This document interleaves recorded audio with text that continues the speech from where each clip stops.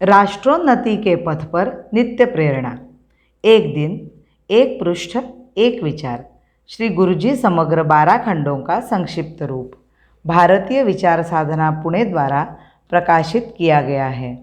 मैं डॉक्टर श्रीमती स्वाति सदानंद गोडबोले इन विचारों के एक पृष्ठ को प्रतिदिन वाचन के माध्यम से आप तक पहुंचाने का प्रयास कर रही हूँ।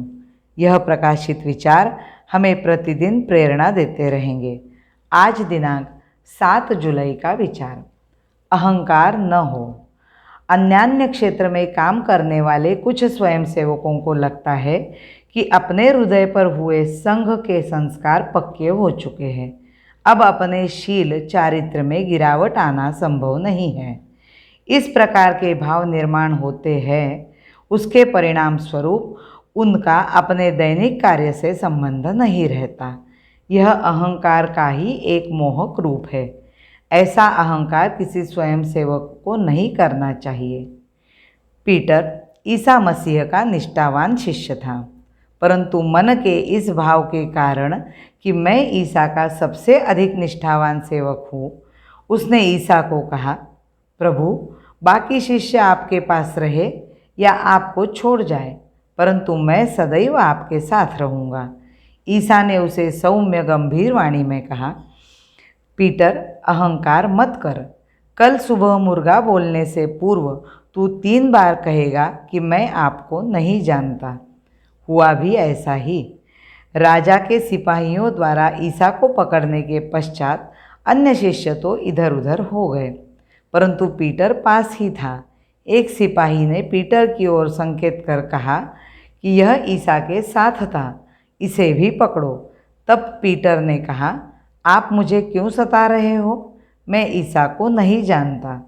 बंदी ईसा के खाने पीने की कुछ व्यवस्था करने के विचार से पीटर उनकी कोठरी के पास टहल रहा था।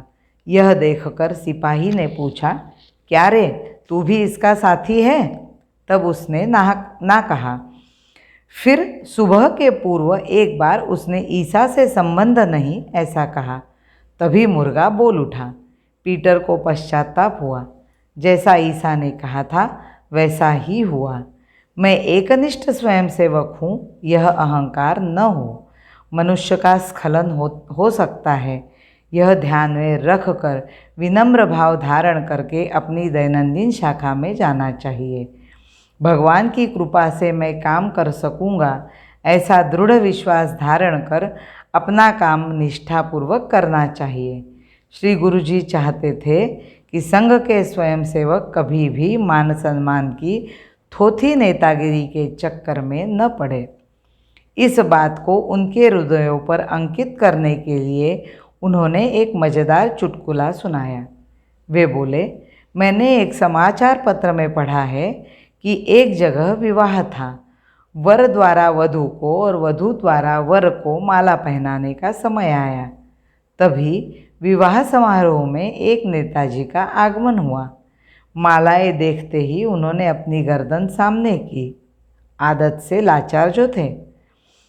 अब यह सच है या झूठ, पर मैंने जो पढ़ा वह आप लोगों को सुनाया। तपस्या के सहारे इंद्र बनना तो सरल है, स्वर्ग का ऐश्वर्य पाकर मद भुलाना ही कठिन है, मद भुलाना ही कठिन है। भारत माता की जय। वंदे मातरम।